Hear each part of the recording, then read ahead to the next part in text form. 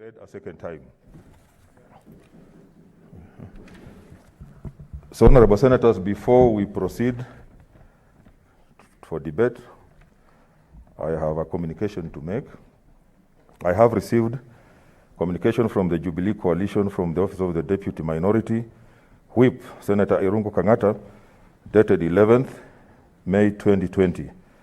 The letter of communication was accompanied with the following documents: minutes of the Jubilee Parliamentary Coalition meetings dated 11th May 2020, which is a record of the proceedings of the meeting, together with resolutions, 2 duly signed list of senators who attended the above indicated meeting, 3 post-election coalition agreement between the Jubilee Party of Kenya and Kenya African National Union, 4 register of political parties certificates dated 8th of May 2020.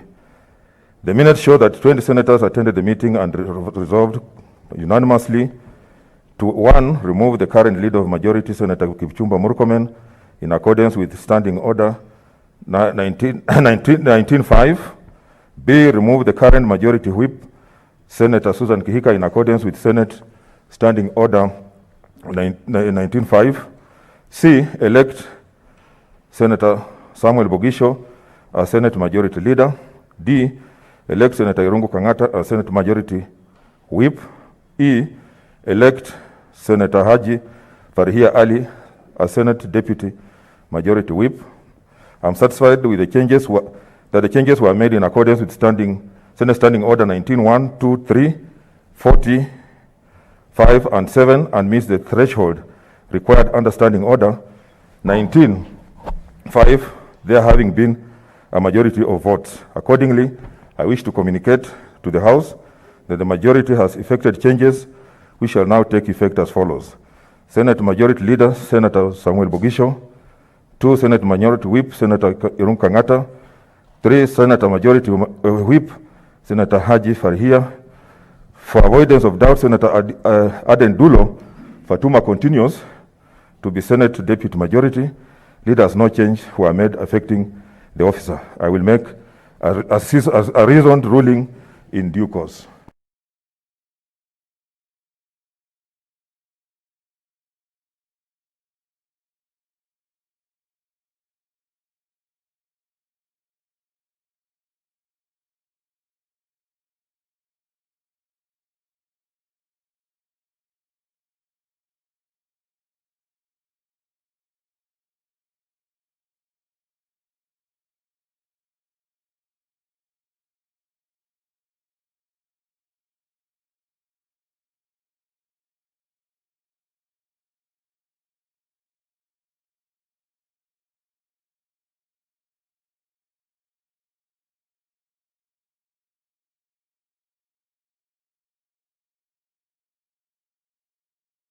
Good morning, viewers. Welcome to Punchline Africa Television. Thank you very much, viewers. We have had difficulties with our communication equipment of the satellite, and we are now ready to go 100% equally to the job this morning.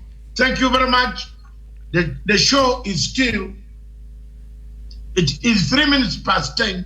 We've lost 1 full hour, but still we are within the hour of Daytime Express, and we are going straight on. Miriam to give us, with me in the studio is my co-partner, beautiful lady by name Miriam Ogutu. Good morning, Doctor. How are you today? You know, women in Africa want to add the word so that the day goes very well. Thank you very much. Everywhere that word is added, the studio is colorful. Mine is littered with pitfalls of electricity cuts. It has been there since last night. Thank you very much for the prayers for the show yesterday. Was very excellent, and there was a demand by a cross section of people in Kenya who said they missed it, or the power went off when they were replaying. So we continue with the same subject this morning. Miriam, give us the opening remarks on the figures this morning. and it is what I'm trying to get this morning. Thank you so much, our viewers. A bit behind, but not to worry. So yesterday, Doctor, a lot of things have happened, and we see that I don't know if I have the right numbers here.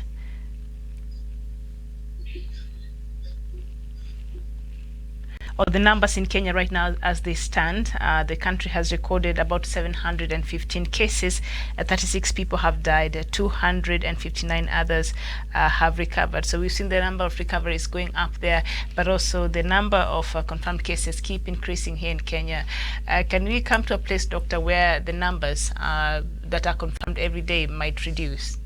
Or are we expected just to see the trend going up and up every now and then?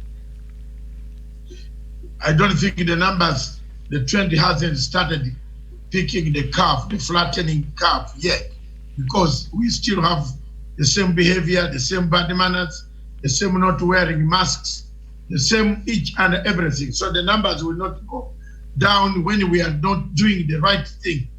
The numbers will keep, and they keep on testing. As they test, the model sampling will show that at a certain peak hour, we shall peak at a point, then we start and say the reduction is coming down. But the number of people getting out of hospital is encouraging, and the number of deaths is also not worsening. So we are not having the worsening trend of deaths to about 200 or something like what we have in South Africa rates. That is very good. But we must not come back to the city. Yesterday, the entire city was colorful with all types of colors of cars. You can see ugly ones, bad ones, new ones. All of them were there. Everybody brought his car in town as if there is no corona. We have come back. We are at the car parking lot again. We can't conduct some business at home. Even those who have systems to conduct the business from home have arrived in the city. That is not going to be very good at all. That is not very good at all. And if you look at those type of things, the numbers, Miriam, cannot go down. These numbers are expected to rise until the checks and we check both our washing of hands, our social distance, our keeping the orders. That is when the numbers will go down. Thank you. All right, and also South Sudan, there the numbers have gone up, 194, and only 2 recoveries have been recorded there. Uganda, 126, and 55 recoveries. And which other country here? Burundi still at 15, and Tanzania still, they've not given us new figures. So the rest we shall look at when the other time on top of the hours. Right now, Doctor, we just get into the headlines. I'm excited about these headlines, and they're quite steamy this morning. And still, bring them. Yes, we still bring them on. So we start bring them on with the Standard newspaper, and it is saying up there inside 45 minutes State House talks that sank DP allies. There was no beating around the bush, no photo moments. Heavy business was at hand, and a new military boss was waiting to be sworn in. That is in page 6, and also on the real front page is there. What next for Ruto at crossroads? Even as bruised DP remained mum. Yesterday, a day after Uhuru took control of the Senate leadership from his troops, he must have been weighing his options. We take a look at his narrowing choices. So the rest of the story is there, but they're asking there, what next for Deputy President Dr. William Ruto? What next? Very many options. By the Constitution of the Republic of Kenya, which is this one, he remains the Deputy President of the Republic of Kenya to serve under Jubilee Party. That is one option. Keep quiet, hide in the hole where he is. It's better to hide there. Hide so that corona and other things go. And remain mum. That's good. Continue. Pick a phone. option. The options that they have said here are options that bring conflict. You see, option, me, I am not a merchant of conflict. I am a man who resolves conflict.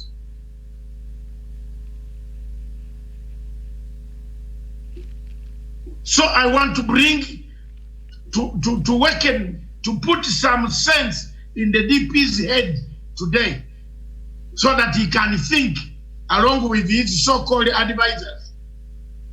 You are still the Deputy President of the Republic of Kenya. The Constitution says so. Don't listen to Harvey, Nelson, useless. Nelson, Harvey, I am going to come for you soon. I have some data that I have got. What? It is very going to be hot. Very interesting. Don't listen to advice of that nature, I'm saying. Wachana hawa toto. Wachana na hawa. You were given power. Just calm down. Keep quiet. Pick a phone and call your boss. Wachana. Look here, Miriam. Don't bring conflict in Kenya. Now, we don't want conflict. So, yes. We don't want conflict. Yes. I am not a merchant of conflict. I am a peacemaker. Look at my face very nicely. Oh, you see, we've gone. Have we gone?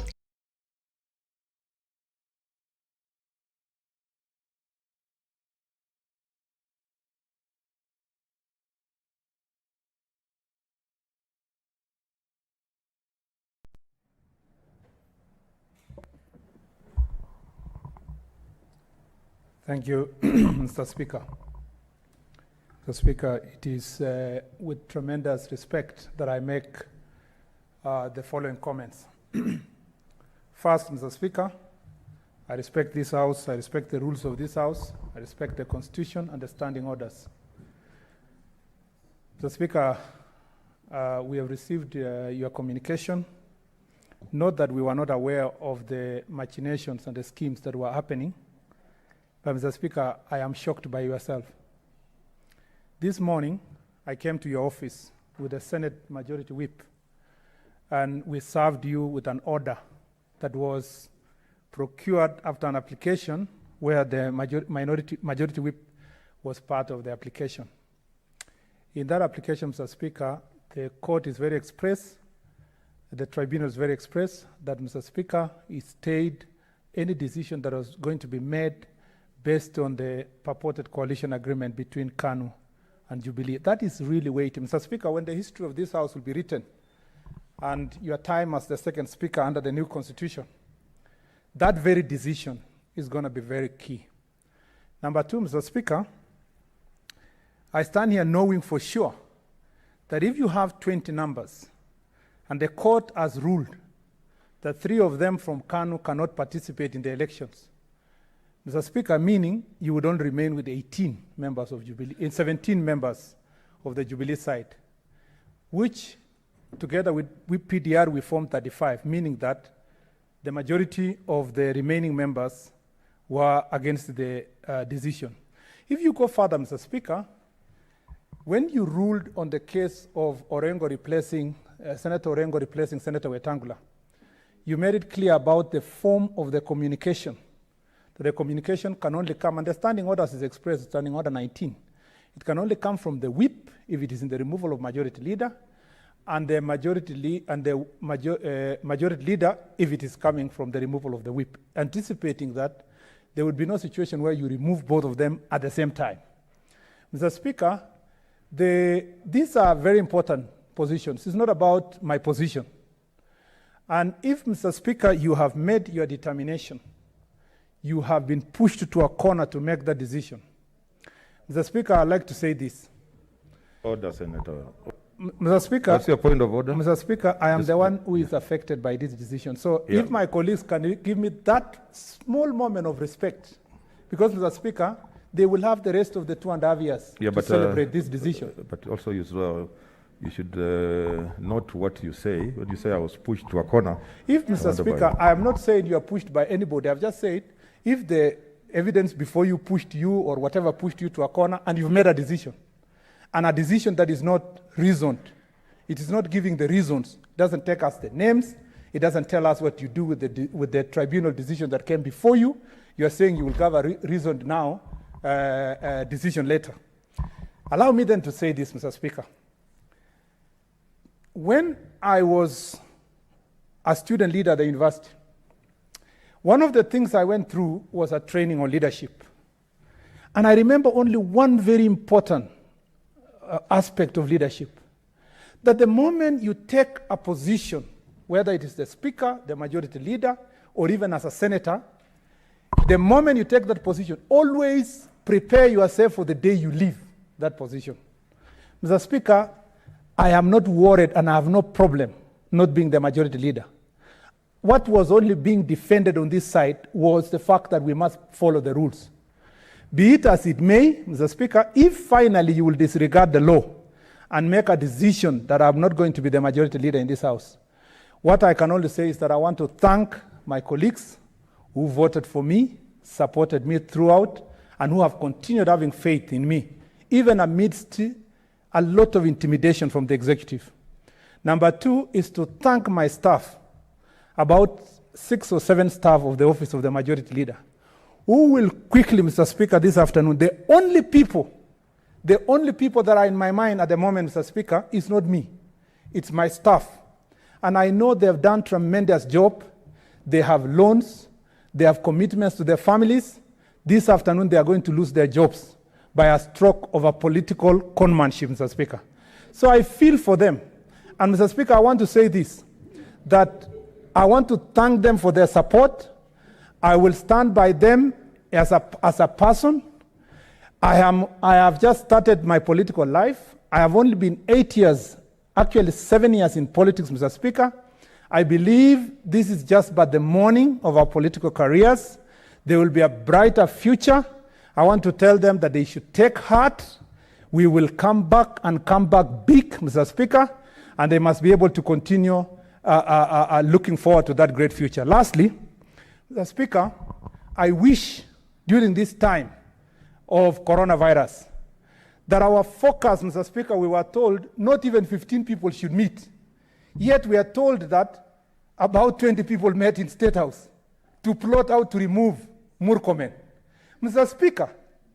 Speaker, if the only agenda for our party, Jubilee, has been wrangles from 2018 up to now, not focusing on delivery of services, if the greatest achievement of the President of Kenya is to demonstrate to the people of this country that I have removed my majority leader, I'm a big man. Mr. Speaker, the President is already a big man. I am just but a son of a squatter, born and brought up in Embobut. To be a subject of his discussion over and over again, I want to say, Mr. President, now therefore deliver for the people of Kenya. MURKOMEN is out of the way. If I was your stumbling block, deliver for the people of Kenya. Allow all the bills that, Mr. Speaker, has been signed unconstitutionally, and which, Mr. Speaker, this House went to court to challenge, allow those bills to come to Senate. Mr. Speaker, I want to tell the President, stop lying to the Senate. You told us you will give us oversight fund. Bring the oversight fund to the Senate if MURKOMEN was the stumbling block. It is only, Mr. Speaker, if I was the only reason, Mr. Speaker, that Senate was not being protected. So, reviewers, thank you very much. This program today has given us ins and outs, but we are back again because of the disruption of power outages and the shortages in Nairobi and its environs. So thank you very much, viewers. This show is a candid show. It's a candid talk.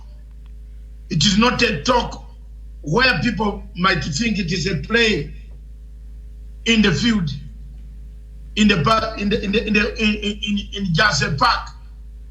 This is how things started in 2007. And I am not, as an elite of Africa, I'm not going to sit here and give wrong advice to anybody. Then tomorrow, people will quote me that this man said, I want to give right advice. Then tomorrow people quote me. What next for Ruto? There is nothing next. The Constitution of Republic of Kenya says Ruto is the deputy.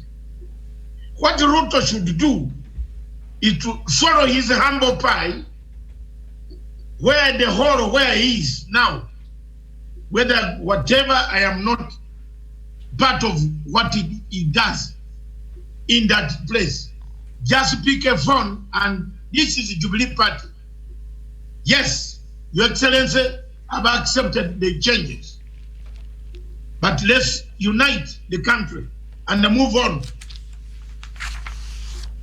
This question of writing headline of this nature, the standard, it doesn't pay me for me to tell you I'm not a mercenary. I'm not a mercenary, and I'm not a political mercenary like a MURKOMEN, because MURKOMEN is a political mercenary. He was sent to the Senate to do the work of William Ruto, not Jubilee Party. That's why he was not able to do the work of the party. That's why he was opposing the same government. I saw this morning another presenter on one of well-known organization television. I don't want to name it. But I don't know why owners of television stations hire such dummies. If you came for an interview and you look like that, you are empty in the head. I want to give you a job even on my television here to pay you even 5,000 shillings. You are useless. You ask questions. You are bringing us questions. In fact, it spoiled my morning. Oh, the leader of the majority said the papers, the orders that they sent are very clear. They are fake. Susan Kihika faked her documents. They use a group of Tanga Mujahideen. They forge documents everywhere. And they have a lawyer called Nelson Harvey, who has been recruited to work for the deputy president instead of working for LSK. With agenda, they are fixing judges. They are calling judges at night. We have got everything. And if you say, let me show you, I will show you. We shall show you. And for me to tell them, you know the man who is never even ashamed. I don't have any remorse in my face when I'm delivering such a blow. Whether Faramijo, whether who, you have seen what I've done to Faramijo in Mogadishu. He's crying. His popularity has sunk. And my friend from London, popularity is high. 51%. Don't joke with my tongue. The worst man you can be against is me. Just put me together. We work and we go. So for a major, we are coming to it. But the whole thing here now, Miriam, is this. I don't want to preach this unity. What next for the deputy president? Pick a phone. Forget about this younger man and this younger girl shouting. Let her go and shout in her house in Nakuru to the husband. You have disgraced the party too long. Shout to your husband in Nakuru. But leave us. Leave friends of Jubilee to rebuild the party. If you want to stay in, stay in. Don't confuse the deputy president. The deputy president has got an obligation, a constitutional obligation, to steer the country out of COVID and out of other things. So let him pick a phone. I know people wanted me to say something different. But I want to say it as an leader. I am not Mutahi Nguni, who creates two sides to fight, then he gets money in the middle. I only want one thing, peace. These guys, I saved them myself. Single-handedly, this Ugandan you in South every day. And I'm not going to allow anybody to tell me to tell them to tear themselves. Murkomen is a very bad guy. He's a very bad young man. You gave him too much power. He ate it. He vomited on the shoes. You have now returned the power. Thank you very much. Murkomen, you are my brother. You have never answered the question as to why. As to why your name appeared on ICC witness list against the Ocampo 6 witnesses. Against the Ocampo 6. Me, I have a grudge, a bone to crack with you. Because I have those documents of which you used to write for these American agencies with Rainberger in the Norfolk Hotel. You have never convinced me why you, as an intellectual, you came to sell Africa. You came to sell Ruto, the same man you are trying to pretend to be defending. Yet you wrote documents incriminating evidence, which was fake. If you tell me that you people supporters of His Excellency Deputy, I will agree, take off my glasses, keep quiet, and sit and say, you have a point. Murkomen has not answered that question. I'm not afraid of controversy. I've put it on Facebook for Murkomen to answer why he was witness number OTP, this. But the files were later on withdrawn. But unfortunately, ICC has put everything out. Some of us managed to grab what we wanted. So if you say you did not write these things, you and another person there, you are the people confusing Jubilee Party and confusing the Deputy President. So, Murkomen, shut up. Don't talk about ICC. Last night I saw you talking about ICC. Wana, ujui landmine iko wapi? Hiyo mbaya. If I were you, I would keep quiet now. Yesterday you made a speech. And that speech was in the Senate. You even tried to attack the president. You are cast. Your die is cast. The moment you insult Uhuru Kenyatta, your die is cast. We, the Shakespeareans, will come to defend him. You are crossing the Rubicon, brother. Don't cross the Rubicon. Keep quiet. Go into your court. Sort your problem out. I don't think people who were there who signed this document were ghosts. If they were ghosts, the whole president cannot host ghosts. But you were not created to be the leader of a majority until whoever. Then you are not different with African dictators who want to rule until. You are not different to Paul Obiya, who want to rule until God says cancer has come through the kidney, cancer has come through the brain. Now you are going, then you say, yes, I've surrendered the leadership. These things you are selected to serve. serve the people, and go. There comes a time, a stage. The world is a stage.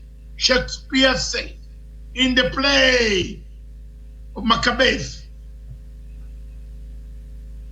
that you come, serve is a stage where you come, serve, and go. You don't wait.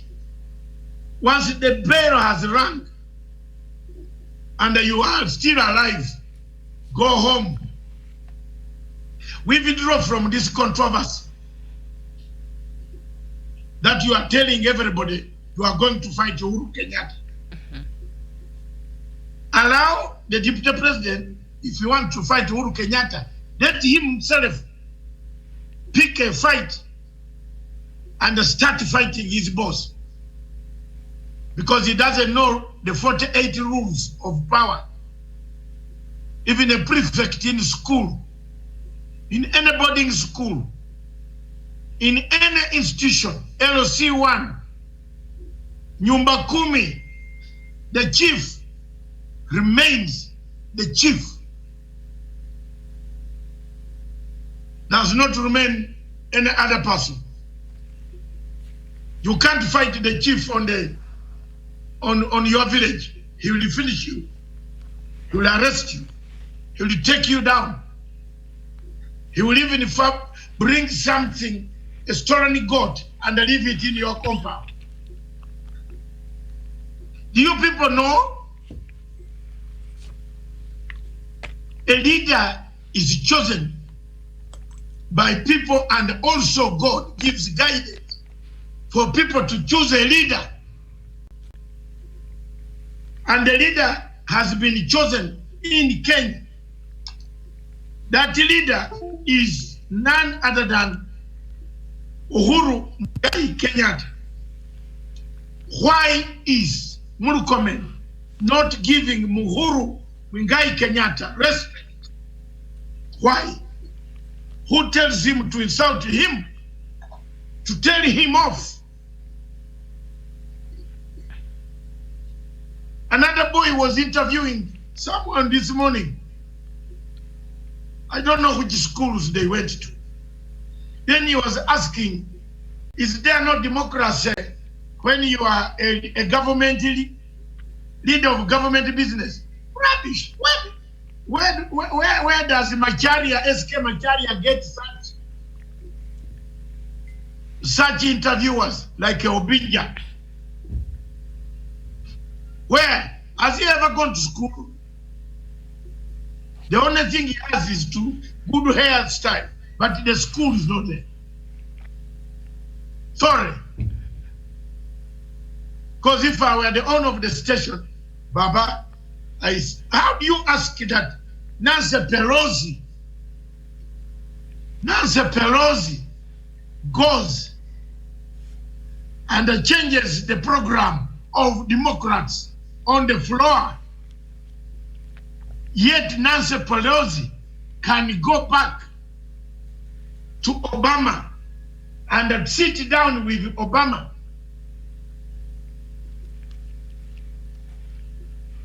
Talk about it.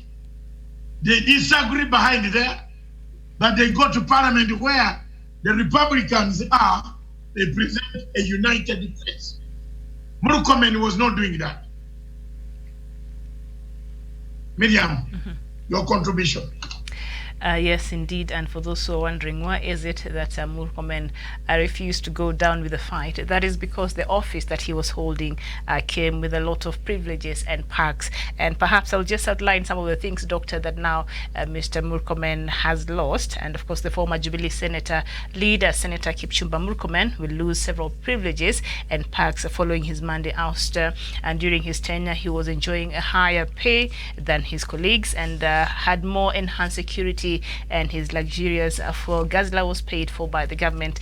So number one, his gross salary, of course, will reduce from 1,56,000 to 710,000. So normally when you You are the lead of government business in the House. There are other privileges that you enjoy. So that's why when you are there and you begin with this position, I think it's only important and it's only natural that you represent, the leadership of that government that has given you that position there in Senate or in Parliament. Also, number two, his monthly car fuel allowances will reduce from 100,000 per month to nil. Only senators in leadership positions get this fuel card, and also allocation of 3 motor vehicles all above 4,500 cc with GK plates for official use will be withdrawn, and also allocation of 300,000 Kenya shillings monthly to the office of majority leader for hospitality will also be withdrawn,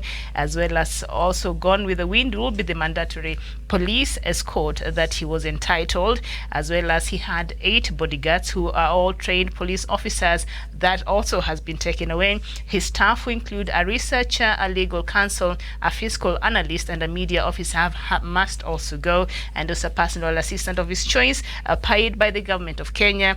2 secretaries, 2 office assistants, all paid by the government of Kenya, all have been withdrawn. And that's why if you're wondering, why is it that perhaps President Uhuru Kenyatta and the other team that supports President Uhuru Kenyatta were not very comfortable with Mr. Murkomen, because he was not really representing the government as he should be, or he was not really representing the stand and some of the things that came from the office of the presidency, and he was always antagonizing. That is because this position he was having, was very privileged, and he was supposed to be there and advance Jubilee manifesto, the government of Kenya manifesto, the party of Jubilee, which is in power right now. He was supposed to be there and be leading government business in the House, and Senator Murkomen has not been doing that very much. So in case you're wondering why the tempers are flaring and why he probably was, when he was delivering that speech yesterday, he's losing a lot, Doctor.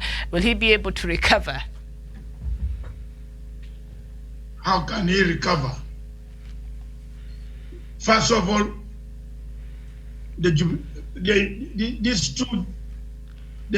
president made a very terrible mistake to give such a younger man such type of power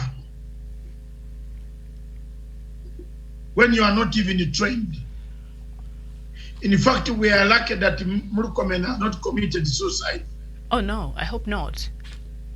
Yes, we are lucky that he has not done any damage to anybody.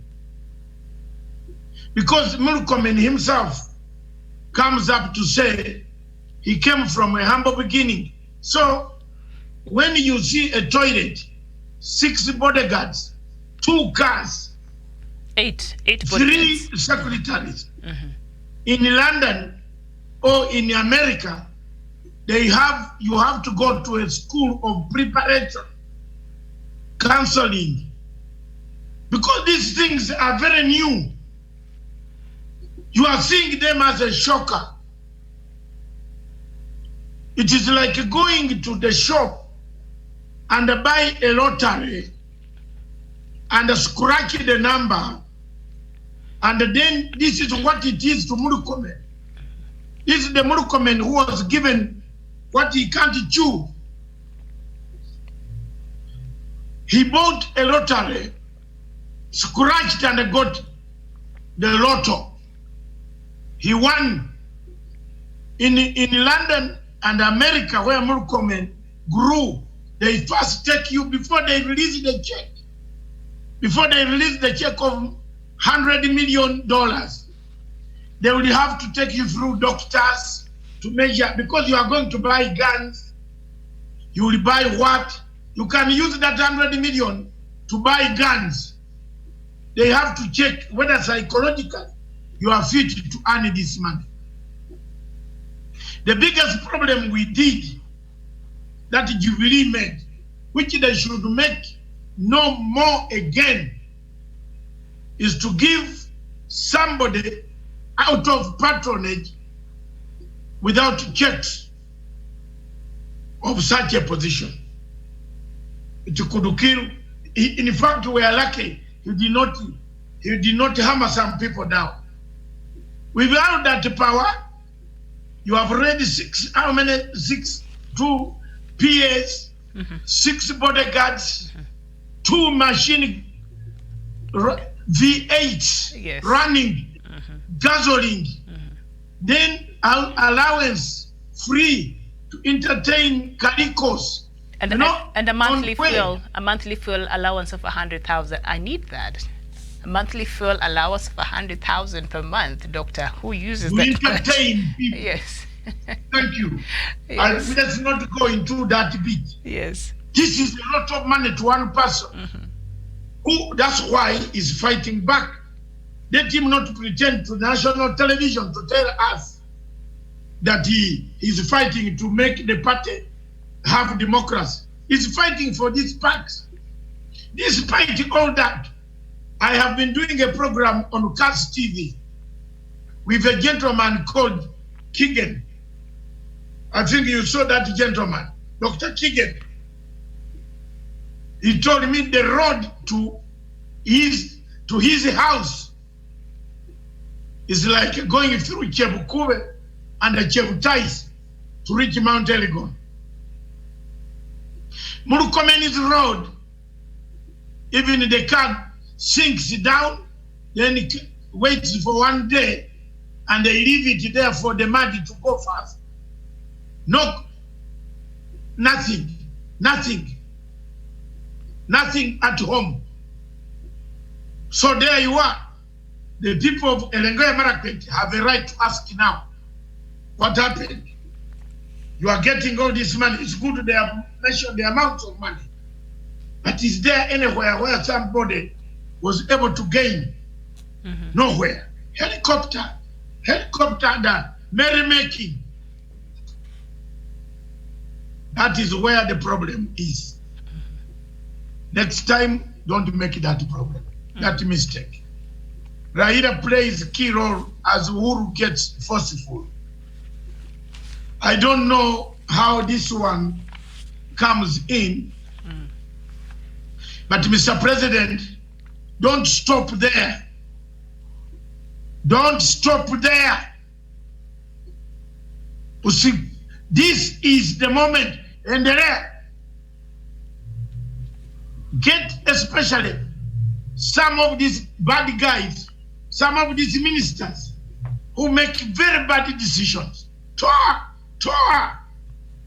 Watoe. Yes. Don't. This is the time. Don't make perestroika. Remove some glass notes. Perestroika is very dangerous. Me, I will give good advice. It's not mercenary advice. Like some of my friends. Make it good. Sweep the plate. You have only 2 years left. Leave a legacy. Leave a legacy for me to write the book. I'm told some people want to write the book. Me, I've started writing the book already. I've written the book. We shall go back in history and I read it. The transcripts are ready. Whether here or there, that book will be in the shelves. And the people will buy it. If you didn't know. So I'm warning those who steal my work every day to stop stealing my work. I know of a professor who got his professorship by stealing my work. And he confessed in front of me one day. So stop stealing my work. I'm writing the book. Let the president sweep 2 years left. We shall go to AU. International agencies like your version. I like the Pan-African dream you have. We shall go. Leave these guys when you have left a country united. That's why I'm not giving other options. I'm giving advice as an elder. You have lost.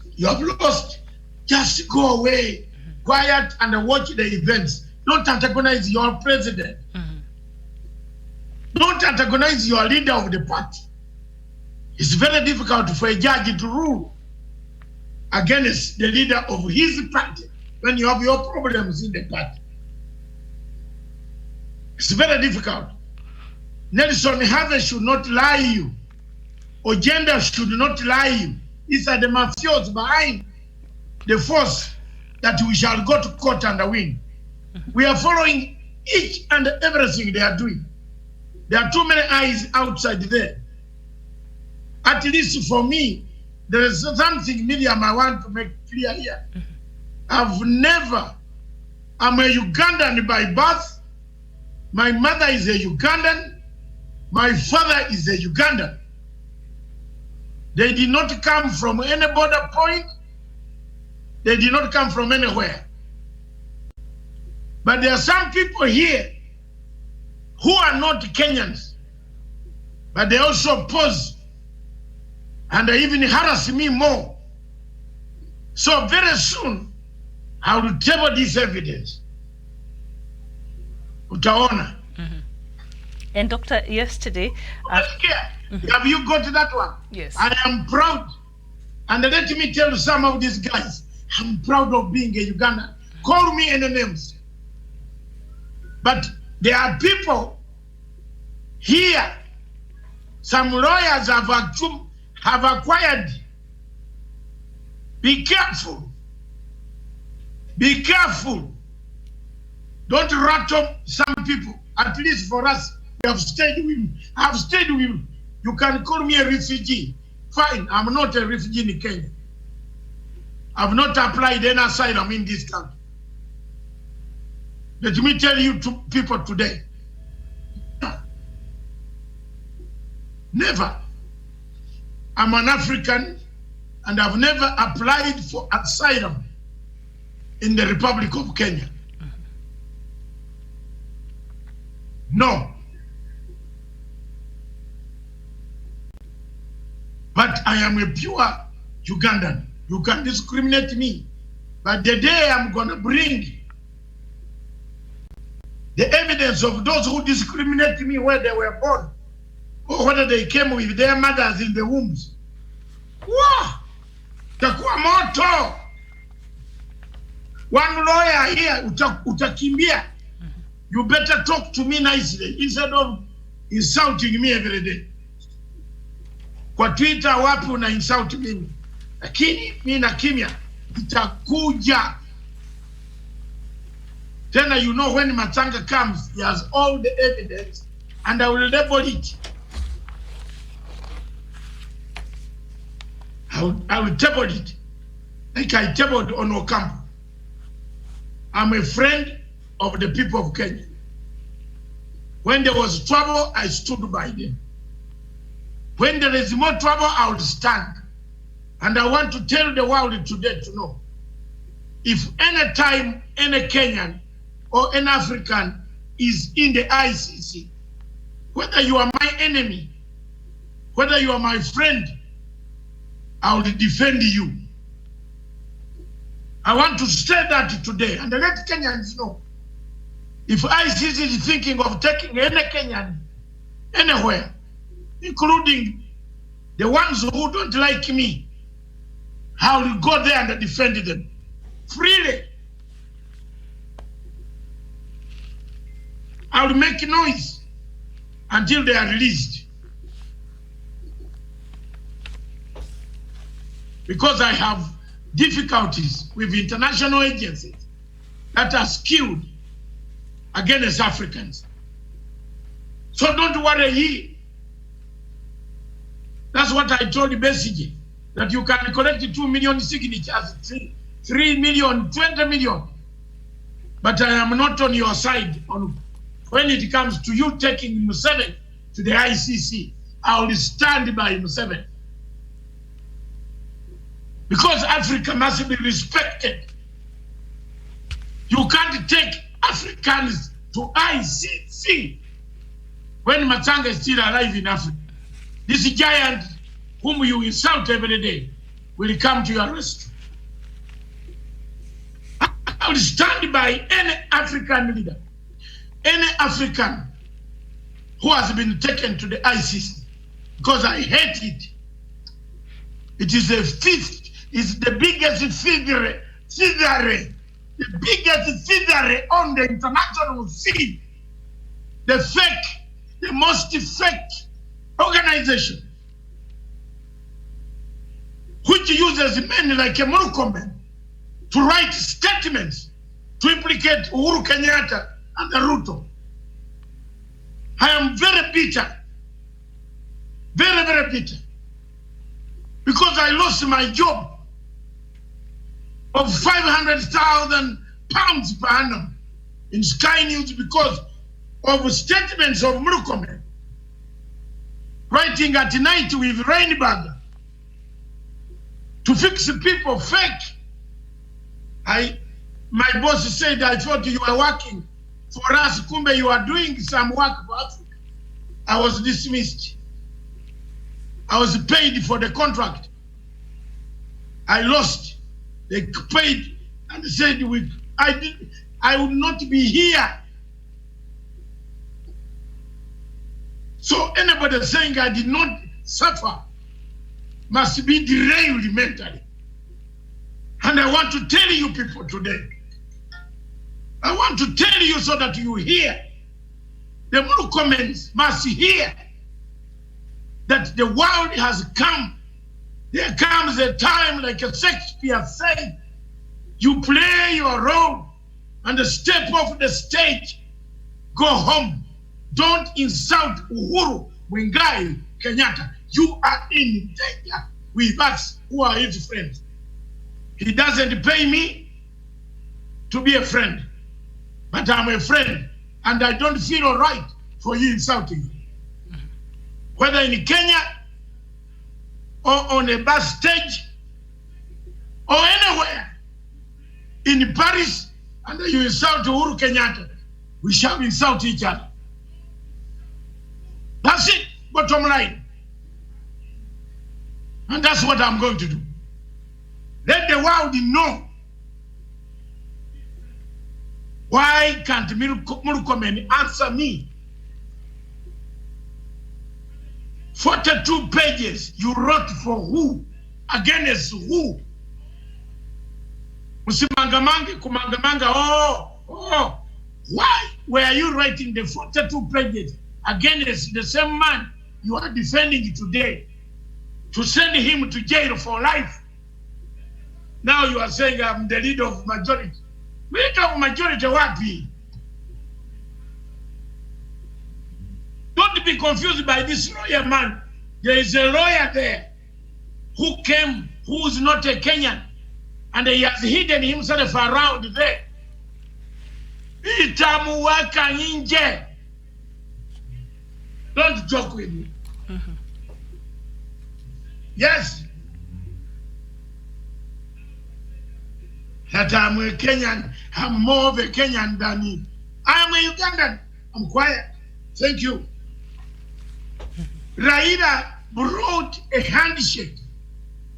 It is the best thing in the world today. Before Corona takes us, Raila brought us that handshake.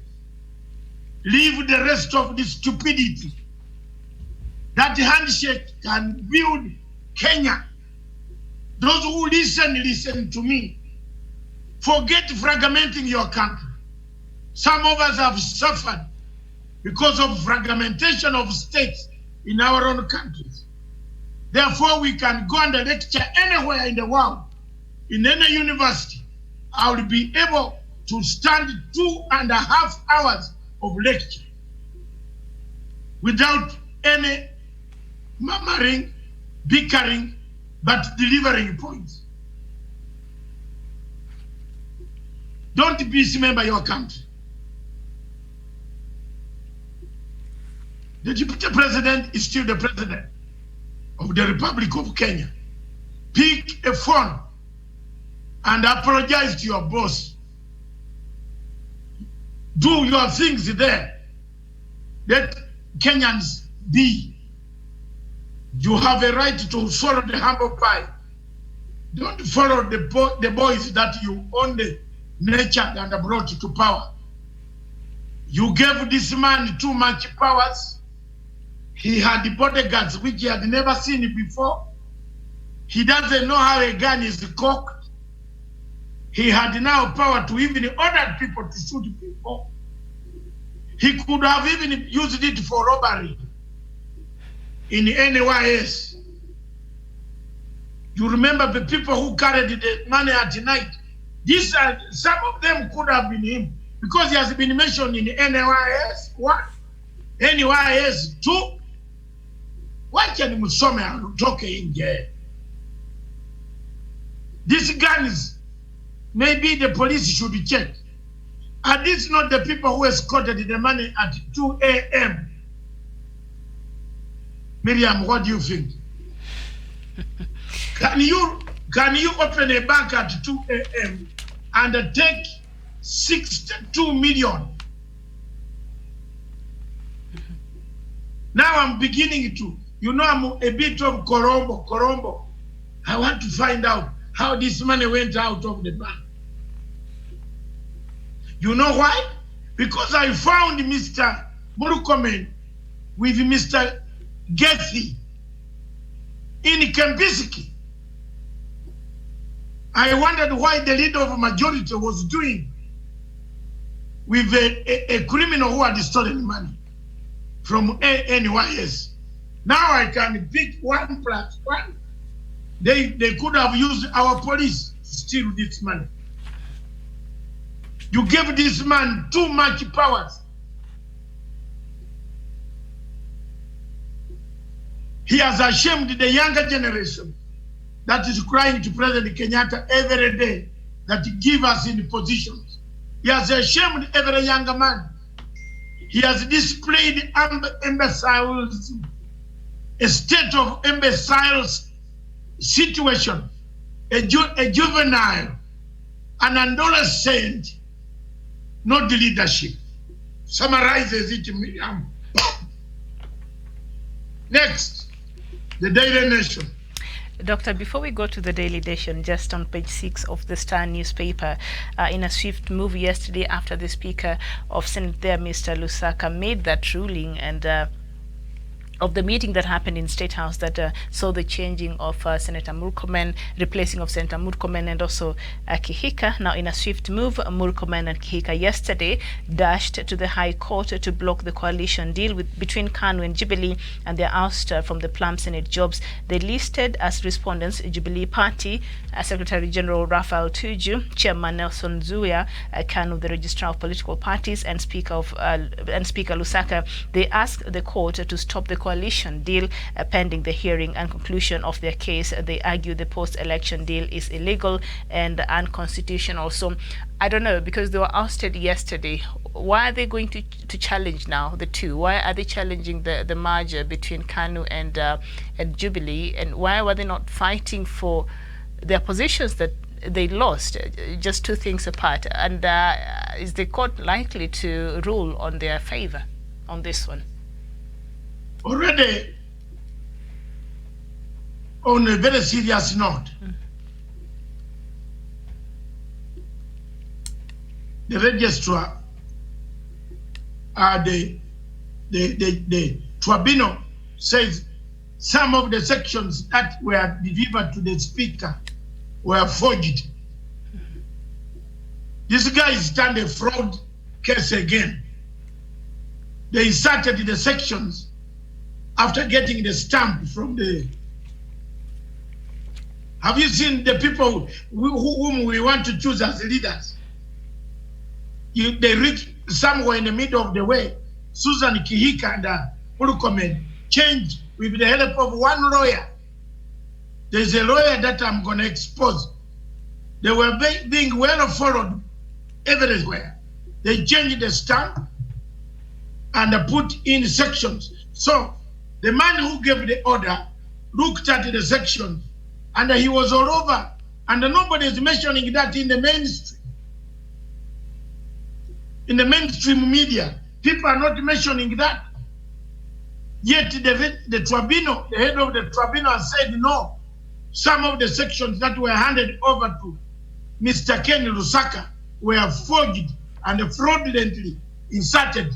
That's why Mr. Ken Lusaka after weighing all this, he decided to take the correct version that was well presented. Mm-hmm.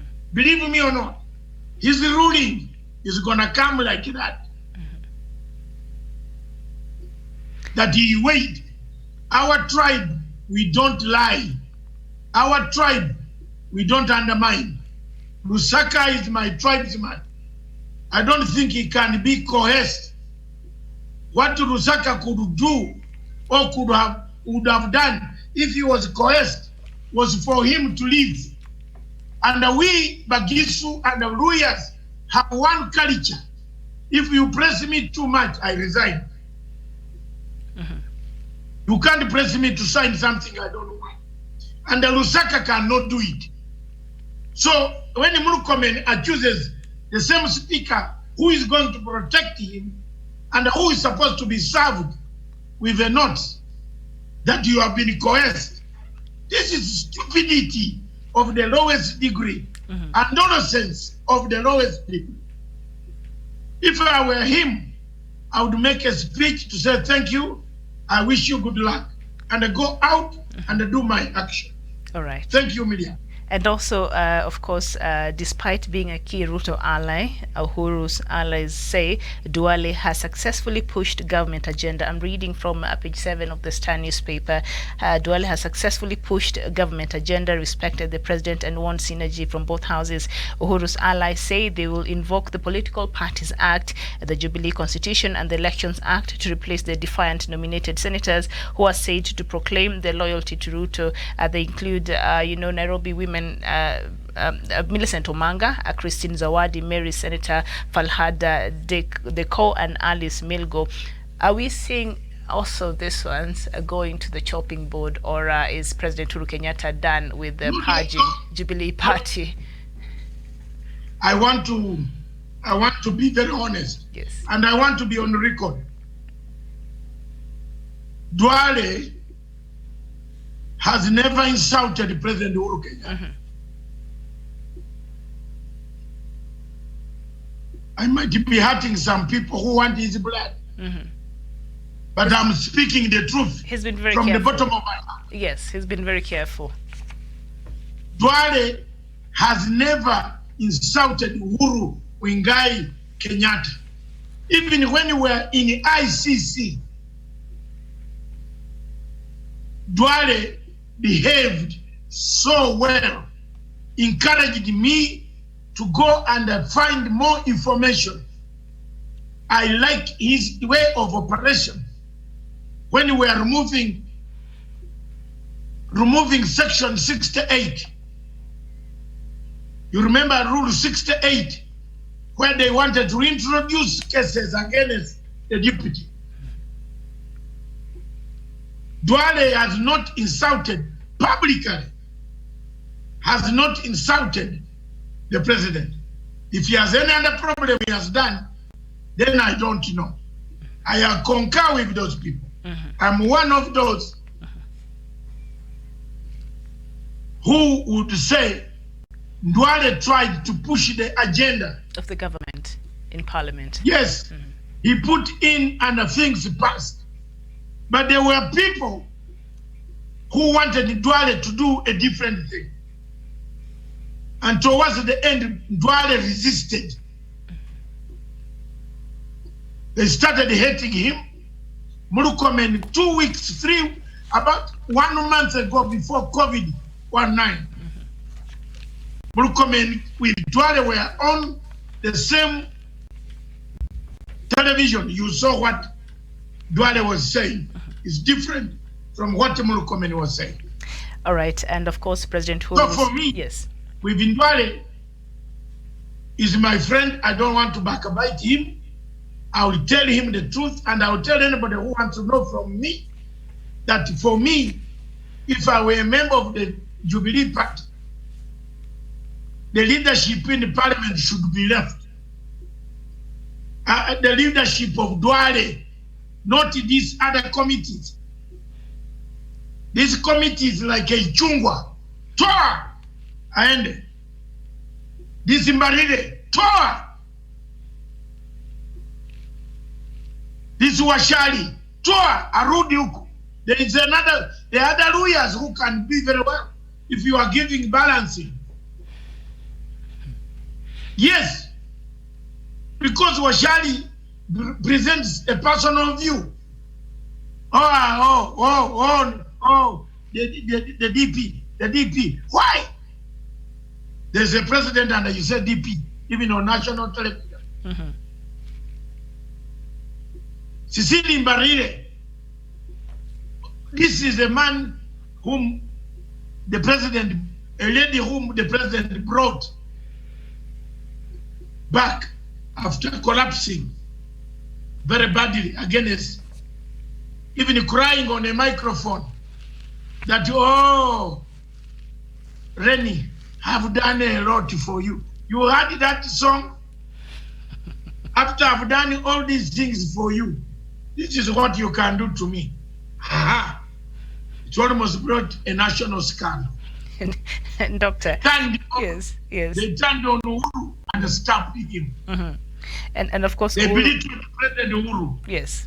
But Duale stood and made sure that the plans, the projects, the laws went through. The Speaker of Parliament will be my witness. That at least Duale tried. He might have his links, but which you cannot, personal links. I can't discuss personal. If I'm a friend, then it doesn't matter. But if I'm doing my job, as given by the president or the leader of the party, there's no problem there. All right, and Uhuru's lieutenants believe that by undermining the president, who is the party leader, the rebels have acted in breach of the party's supreme document. Undermining the president, who is the Jubilee party leader, constitutes an offense against the code of conduct, said the Jubilee vice chairperson, David Murathe, citing Article 16 of the Jubilee Constitution. And the article reads that all members of the party shall conduct themselves with the highest standard of personal integrity and honor, and shall not involve themselves in dishonorable conduct. Has these honorable members been dishonorable in the manner in which they have been conducting themselves in regards to Jubilee Party manifesto?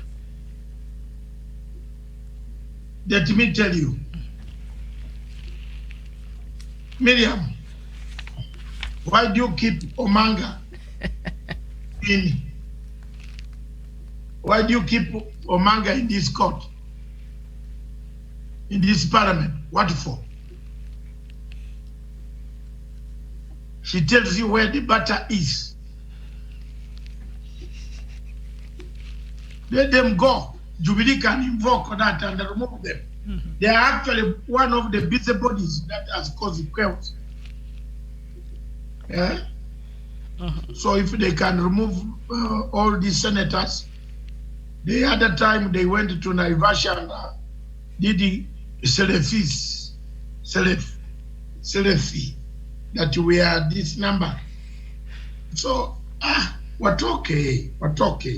Wawache party, let them not divide these people more. I think, Miriam, we have knocked the top of the hour. Our next show, we can postpone it. Diplomatic leaks, we could just do it and then postpone the African news for later in the evening, maybe. The diaspora dispatches, we could just tackle the diplomatic leaks, because I see another story here on the front pages of the Daily Nation. Kenya's plan to withdraw from Somalia.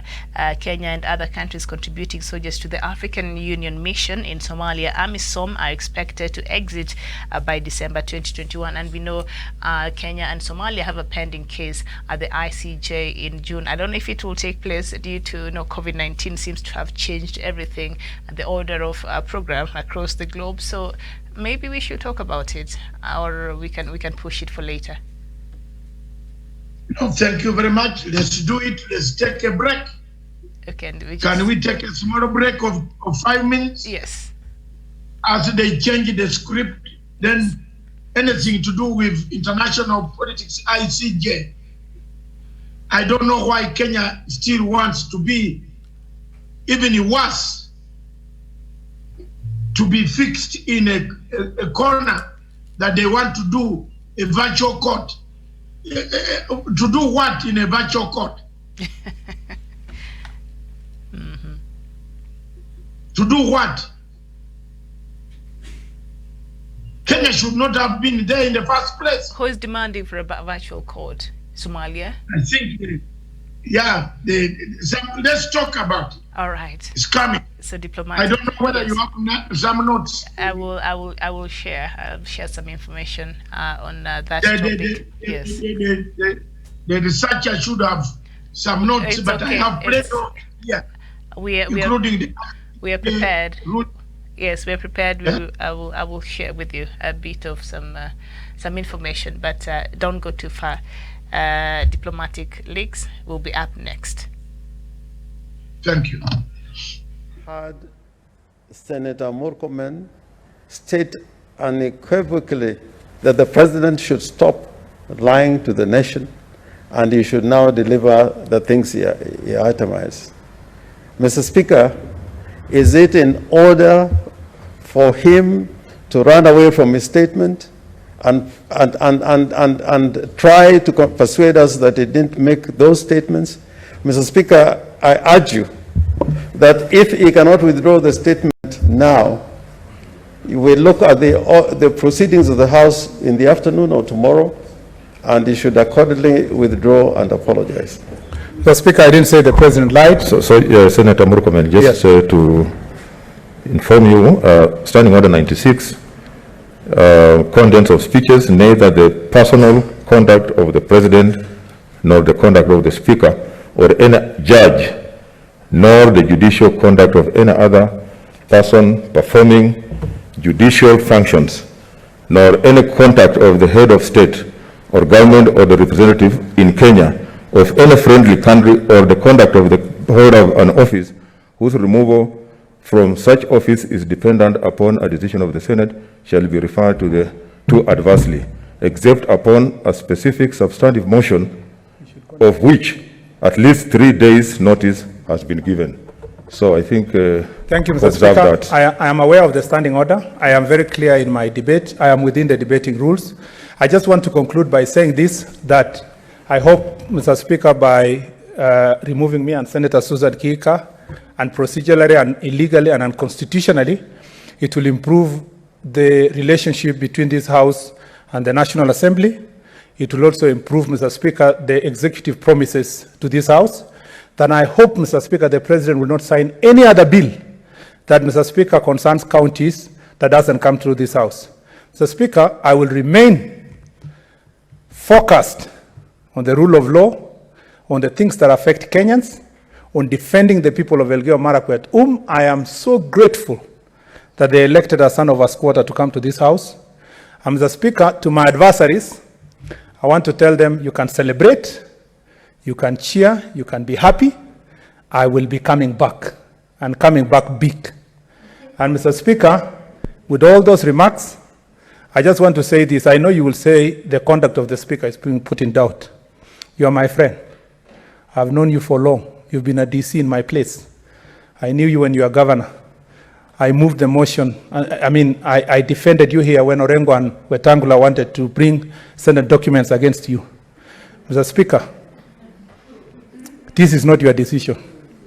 You made this decision under duress and undue influence. And I'm sorry you have to do it. Thank you, Mr. Speaker. Order, Senator MURKOMEN. Mr. Speaker, Order. On a point of order, those remarks about the Speaker, and I've been in this House many years, and I've had wars with speakers. I've had a war with Kaparo, Senator Kaparo, but never, never, never in the history of my life in Parliament would I address the Speaker in the manner in which you have been addressed. Mr. Speaker, if Mr. MURKOMEN, Senator MURKOMEN, wants to proceed to be part of this House, he should have no alternative but withdraw those remarks that he has made about you personally. Because when you sit on that chair, the person, Ken Lusaka, is not the equivalent of the Speaker of the Senate. He cannot undermine the authority of your office. So, Mr. Speaker, I demand that he withdraws and apologizes. And by the way, Mr. Speaker, we are going to speak on this issue since the other side has responded. We are also going to speak on this issue, the legality of the decision and whatever they also been doing. We are going to address those issues. And I hope this continues in the afternoon. Senator.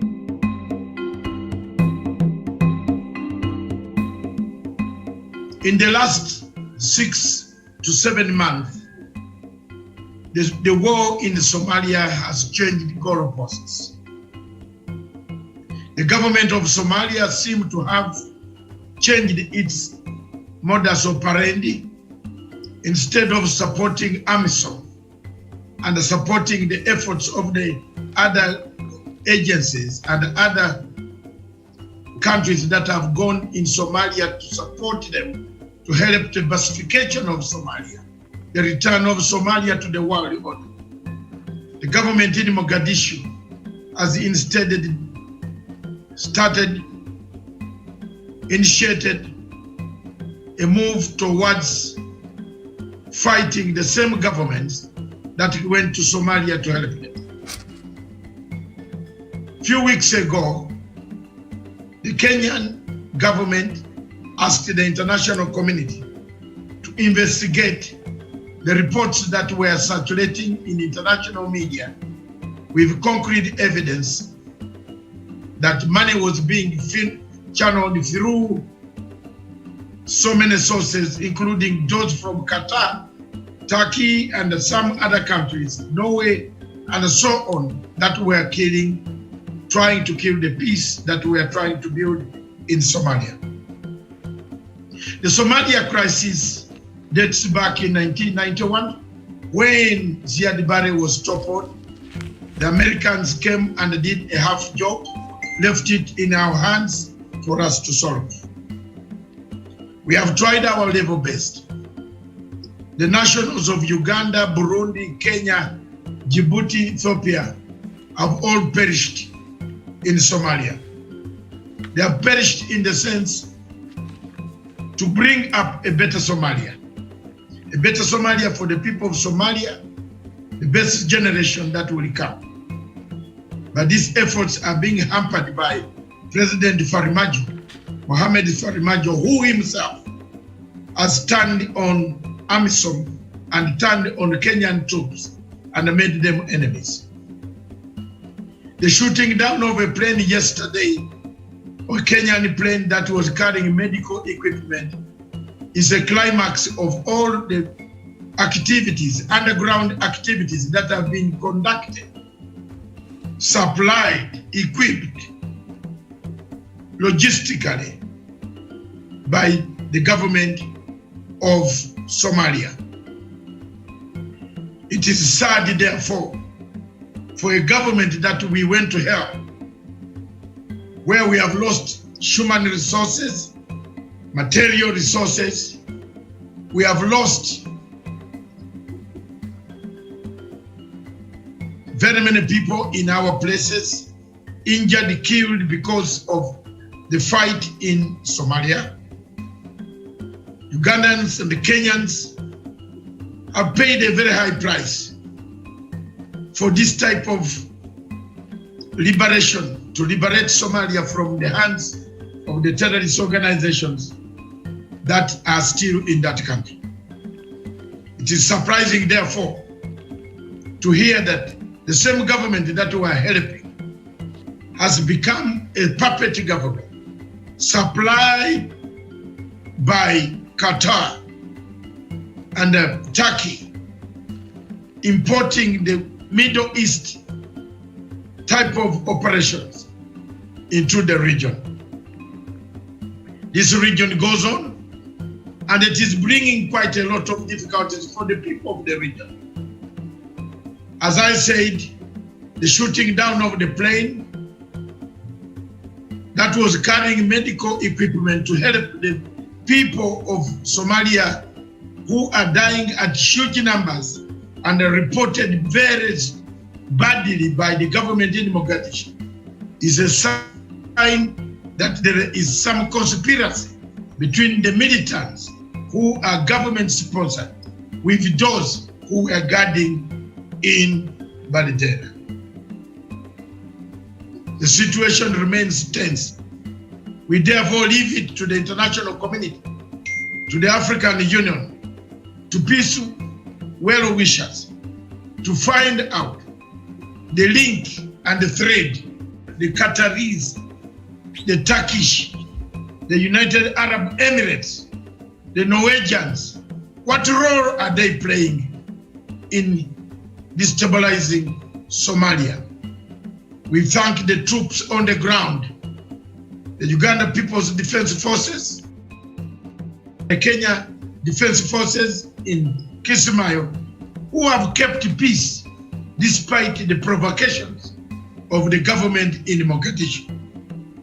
We like to take this opportunity as a Pan-African organization and organizations in Africa to call upon President Faramijo to stop these war-like activities against the same people, allies who came to liberate Somalia from the hands of terrorist groups that keep on coming and multiplying in Somalia.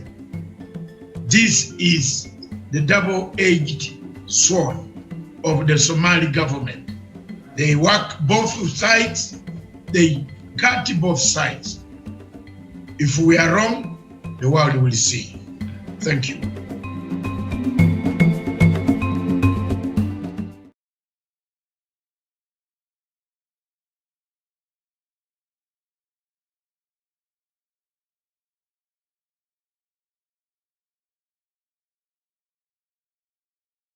Thank you very much, viewers. Welcome to Punchline Africa Television, broadcasting all the way from Nairobi, from the political command center of Punchline Africa Television.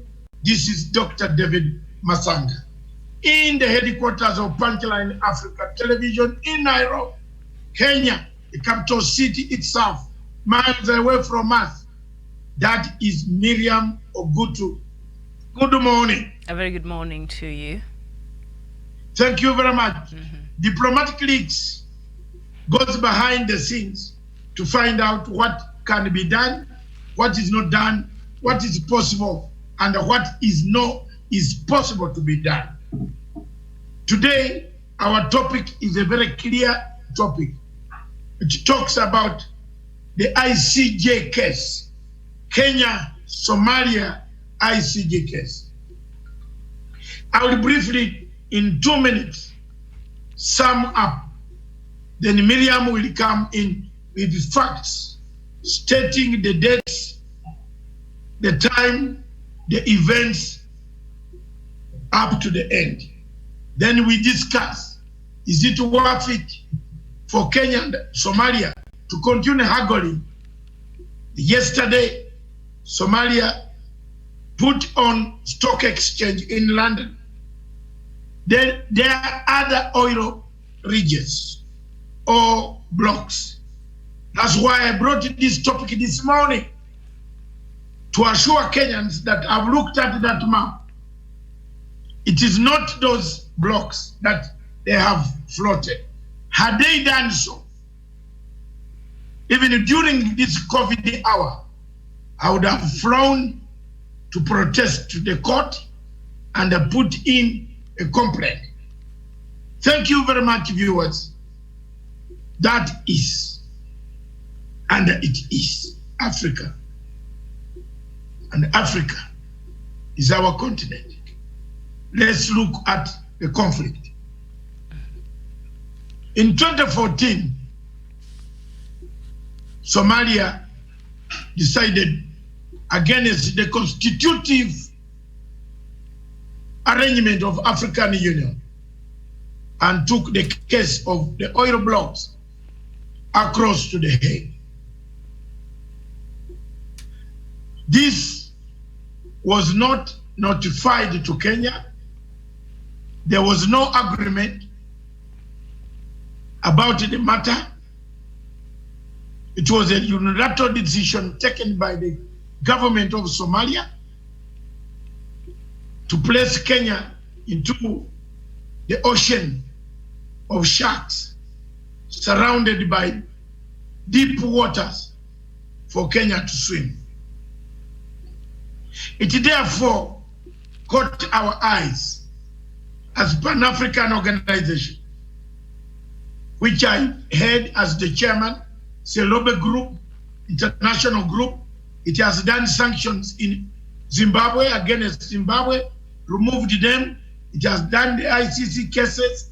It has done several things on the continent of Africa that we saw that African countries, let's see whether we can request Somalia to pull out the case and return it to Africa, to a negotiation, to a dialogue, to an arbitration panel that can allow them to discuss how they will distribute or how they will conduct the affairs of the disputed oil blocks on the Indian Ocean, in the Indian Ocean.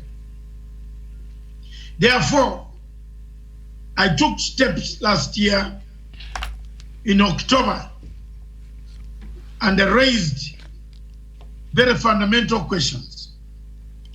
One, not October, but about September. One, what is it that missed out in when Kenya lost the first bid of having this case thrown out? I discovered that there was a judge who is also a native of the same country that has placed the case before the international courts. As you are aware, it is very difficult to challenge. You can do an amicus curiae in the ICC, but you cannot do an amicus curiae in the ICJ. You can only do a complaint to the registrar or the registry of the ICJ, and you can only do that. Deliver this complaint that will be looked at by several judges among the 15-judge panel who will make a decision as to whether this complaint is merit or they have no merit. I fulfilled those conditions.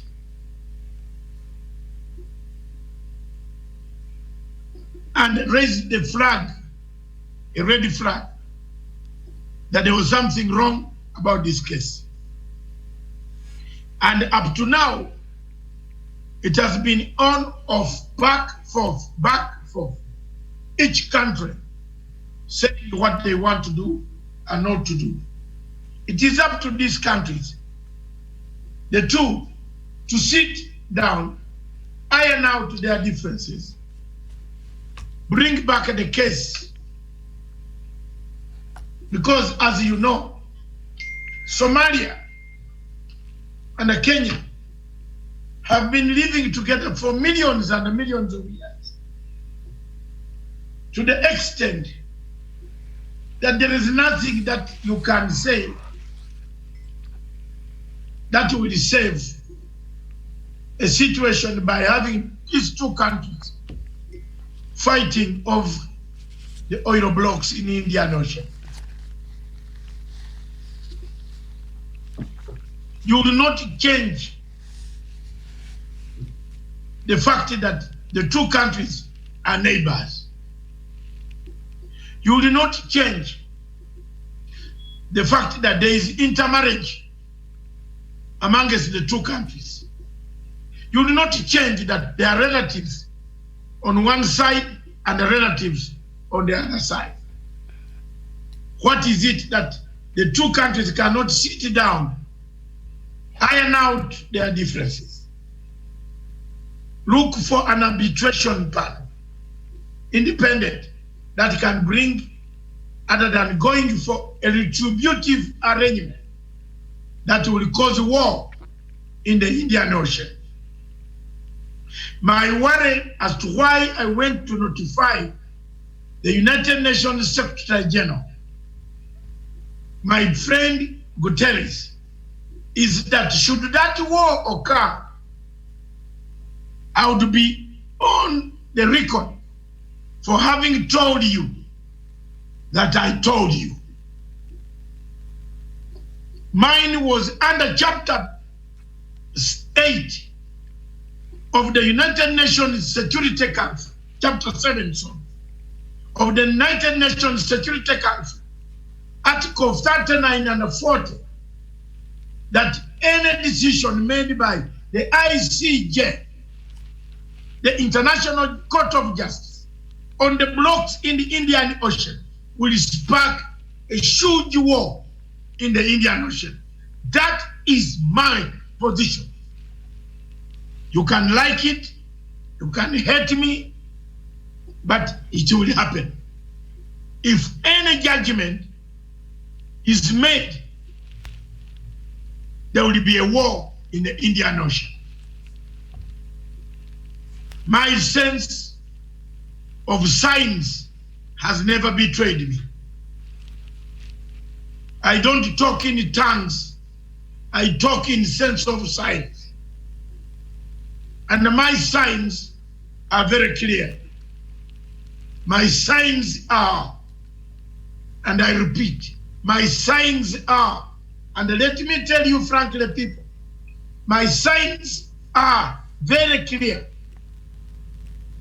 that at a certain time, if the ICJ makes a ruling on Kenya, Somalia oil conflict, there will be a war in the Indian Ocean. The two countries plus interested parties will go to war.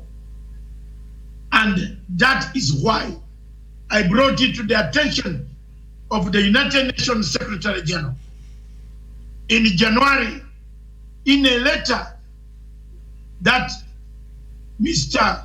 Production Team can produce and bring on the platform here. That letter was very documented, delivered to the UN Secretary General. He has the letter. He acknowledged the receipt of that document. And that it is there with the head secretary and the political affairs department of the United Nations. My role, therefore,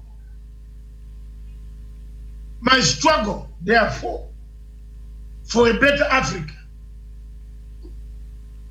is to make sure that the two countries understand why there should be change of tactics.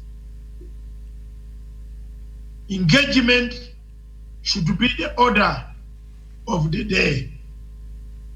Isolation and a quarrel is the past. Today, Somalia and Kenya should engage. And the worst thing is to go to what we call a virtual court. I don't know how many Kenyans are going to laugh at this again. But I give it to you, over to Miriam. That is the nutshell of this case. So over to you, Miriam, to give us how events shaped up. How events shaped up in and on this case from 2014 to date.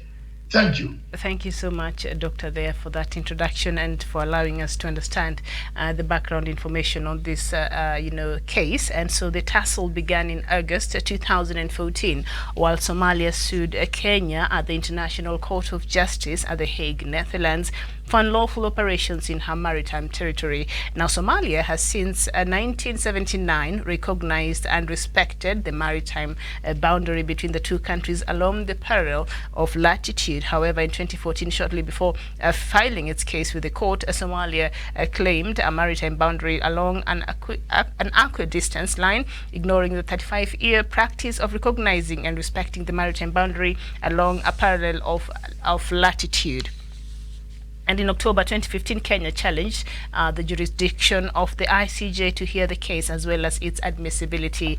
As Kenya waited for the court's verdict, it held the position that a negotiated solution outside was the most preferable.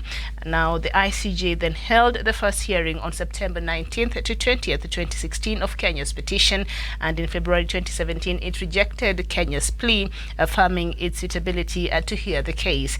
And the matter burst into the public domain on December 18th, 2017, when Kenya's former Attorney General, Professor Githu Muigai, revealed that Kenya will be filing a counter memorial, a response against the Somalis' claim before the ICJ. And part of his press statement read, the Republic of Kenya submits that the maritime boundary with Somalia is along a parallel of latitude as was decreed in the Presidential Proclamation of 1979. The maritime boundary was revised for greater accuracy in a second Presidential Proclamation in 2005. And on Saturday, February 16, 2019, Kenya called Ambassador Lucas Tumbo from Mogadishu to Nairobi for what the government later termed as consultations. Meanwhile, Somali Ambassador Mohamud Ahmed Nur in Nairobi was expelled. And of course, February 17th, 2019, Kenya issued 3 demands to Mogadishu as some of the irreducible minimums to solve the dispute. And Kenya has then insisted that its maritime activities such as naval patrols, fishing, maritime research and fishing were legal owing to 1979 decree. And if you can remember what I just read there earlier, that recognized the boundaries as they were. And Kenya, according to the Kenyan authorities, Somalia auctioned oil prospecting right in the disputed area. Kenya now wants Somalia to inform the investors that she does not claim the oil blocks and therefore has no jurisdiction to strike a deal on them. While Kenya did not give a deadline, Somalia responded by denying the auction but was tight-lipped on the preferred dispute resolution mechanism. Now, the communication came after a high-profile meeting in Mogadishu attended by Somali President and Prime Minister. The disputed water is a triangular patch created by projecting the Kenya-Somali border eastwards, and it measures about 100,000 square kilometers. Now, Kenya wants the border to run along the parallel latitude southeast of KIPCHUMBA, while Somalia is pressing for a diagonal line down the Kenyan coast. Kenya noted that it had extended its claim beyond 200 nautical miles in its submission before the United Nations Commission on the Limits of Continental Shelf conducted in 2009. And in a statement, Kenya accused Somalia of accepting the decree on boundaries and renegating its position. Kenya now wants Somalia to pull down a map she had presented at the Economic Forum in London showing the disputed triangle as Somalia. So, Doctor, that is where we are looking back at that decree. Very important now, might come to haunt Somalia. I don't know. Thank you very much. You have seen the letter from the Secretary General, which I wrote to the Secretary General on a date that I can talk about. I don't know that the date was, I don't know whether it is moving. I don't know what it is on the screen.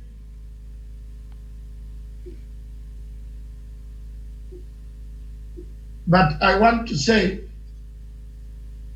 in this letter, I emphasized the most important thing 24th of February. Diplomacy. The date is 24th of February 2020. Yes. 24th of February 2020. I was in The Hague. I was in Geneva. I delivered these letters in London and met conditions of the United Nations. 24th February, I delivered these documents to the UN, telling the UN, the United Nations Security Council, the Secretary General is the Secretary of the Security Council. He sits there to notify that under Article Chapter 7, Article 39 and 40, the Somali-Kenya case in ICJ becomes a regional international threat to peace. To which peace? International peace.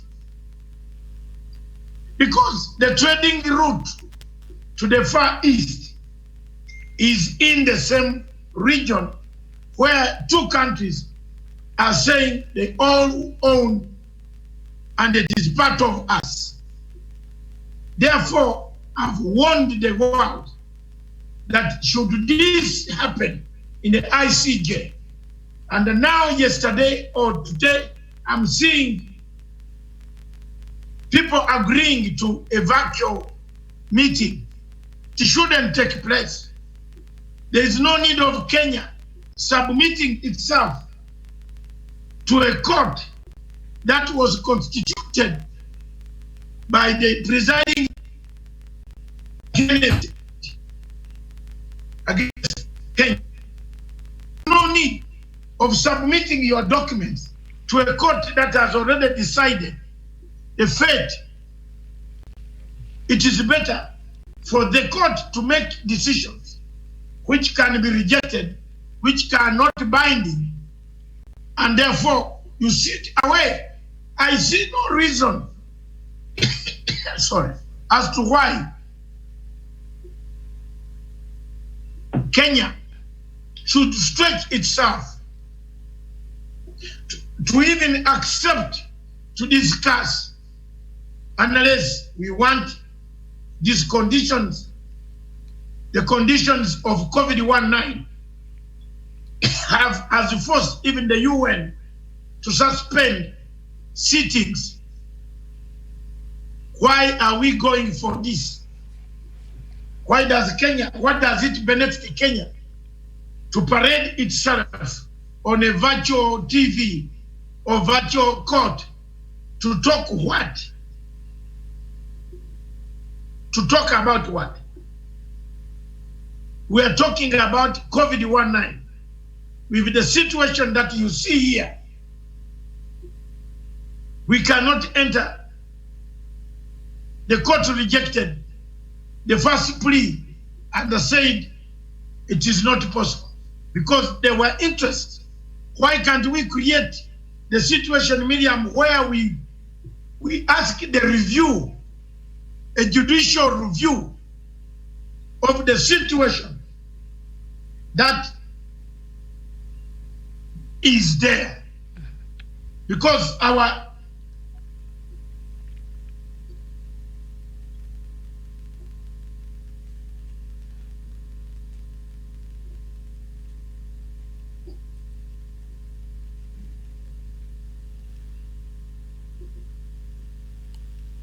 if you look at that later, bring it down again, it can, Kenya should not. Kenya should not. It is my view, considered opinion, that Kenya's participation creates legitimacy for manipulation. That's my view. That's my view. I don't know what your view is. Yes, indeed. And also, we know Kenya has been very persistent. It has been asking for an out-of-court settlement because it understands that this case process, the court process, might not be the best in terms of the relationship between Kenya and Somalia. So Kenya has been very consistent in wanting an out-of-court settlement to have a diplomatic solution, and so that the situation does not become more acrimonious than it already is, because the end of the day, Kenya and Somalia will share a border forever and ever and ever. That is not going to change. So it is important that we coexist with peace, because also when we continue with this acrimony, a group like Al-Shabaab continues to have a lot of gains, because now that will affect how we even, how we even come together to fight that group. So Kenya has been quite consistent, and we saw even last year President Al-Sisi trying to bring Kenya and Somalia together, but Somalia refused and insisted it will continue with the ICJ route. And so I don't know what else is left for Kenya to do, because even AU, that time Al-Sisi was coming in as the chairperson of AU, so he was representing AU's views on this matter.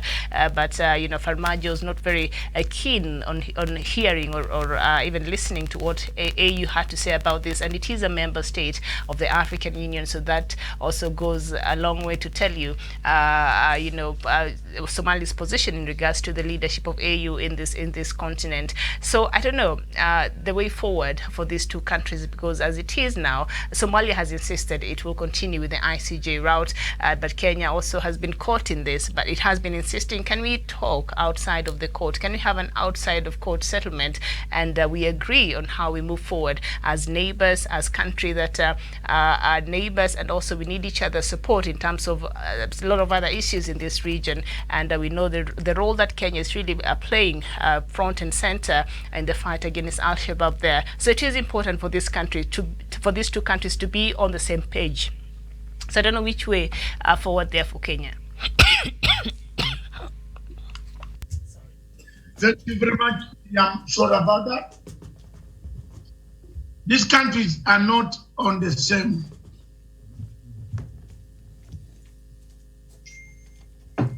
They are not on the same level. Somalia has entertained so many other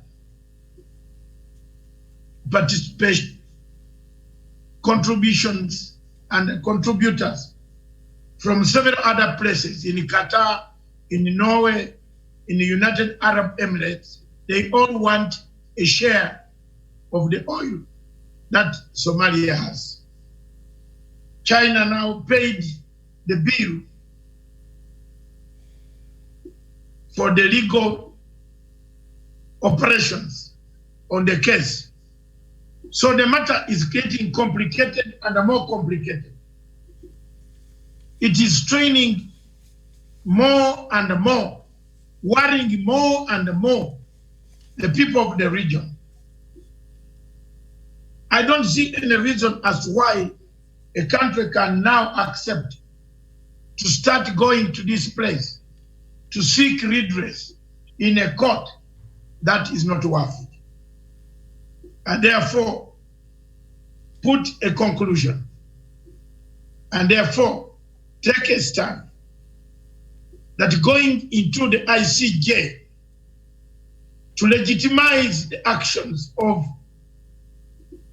a state that does not recognize the constitutive duties on boundaries of the African Union is shooting our own foot and shooting the feet of the people of Kenya. Because once you go in it, you legitimize the court. Why can't we stand on the ground of Article 39 and 40 of Chapter 7 of the United Nations Security Council?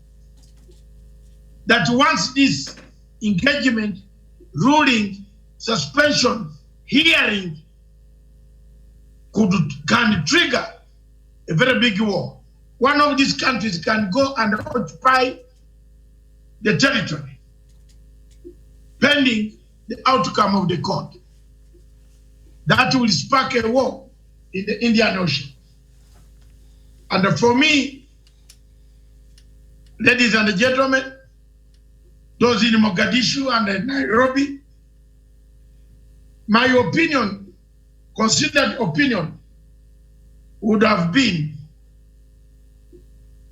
a very, very serious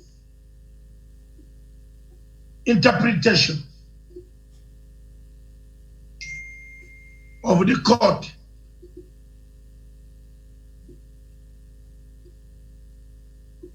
through an arbitration. But since the arbitration seems to have fallen on deaf ears, we are going to have a problem that will be with us for a long time in the region. I would like to bring a tape that I have done, production team. You remember that tape on which I gave you, which I presented as evidence. If this can be done,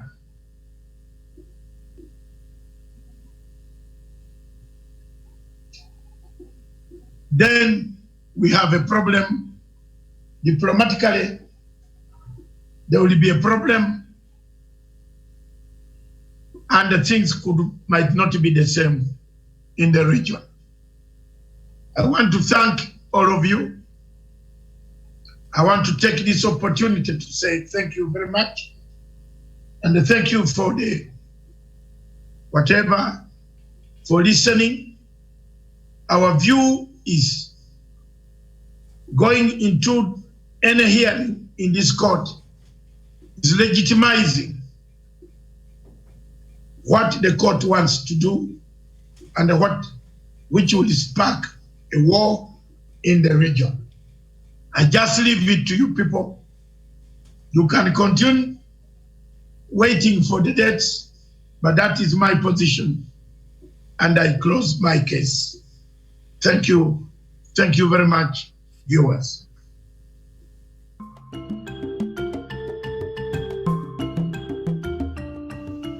The International Court of Justice is a court that was created to solve problems of disputes of any nature. But this court was created on the basis that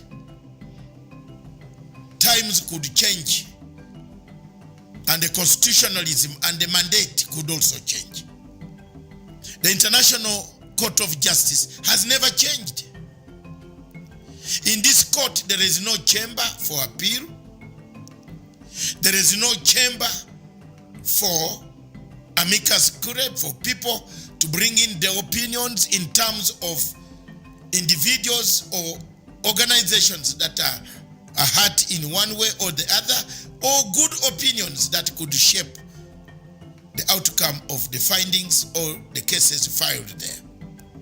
This court, therefore, remains one of the most obnoxious, one of the most opaque institutions whose findings we don't know who decides and how the decisions are taken, how stakeholders are supposed to recourse to a remedy, where to get a remedy, we don't know. A court has no chambers, no lower chamber, no upper chamber for appeal. It has itself as a final court of jurisdiction around the world.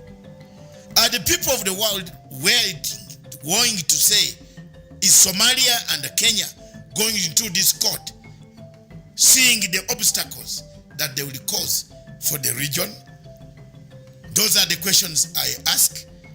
And I want my viewers and those listening to this tape to understand that Africa needs to solve the problem in an African way. There is no other way to solve the problem of Somalia and Kenya amicably than sitting on a table to have a discussion, find ways of resolving the conflict that has brought us to not talking terms. But Somalia seemed to be pushed by external darker forces to go and dismember the unity that we have in the Great Lakes region and the Horn of Africa. ICJ as a court is an institution that is very opaque, very dark in its sense of darkness, that you don't know how decisions are made. There is no counter checks and balances in the decision making.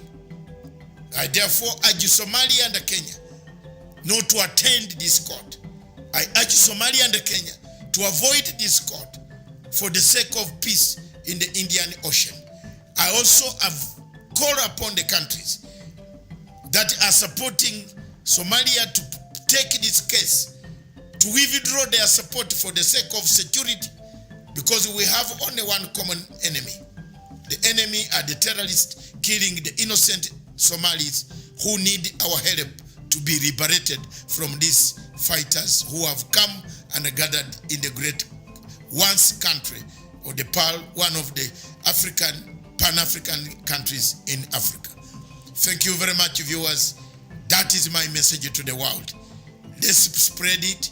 The International Court of Justice is opaque. It doesn't have appeal chamber. It doesn't have preparation chamber. It doesn't have any. Once the decision is made, the decision is final. Do we need that? We call that democratic. I leave it to you. Thank you.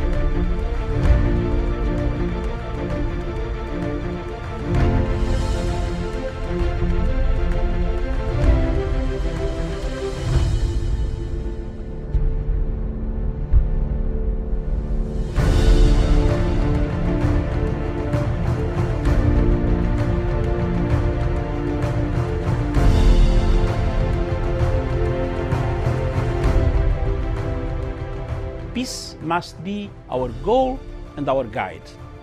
And all that we strive for as a human family, dignity and hope, progress and prosperity, depends on peace. But peace depends on us.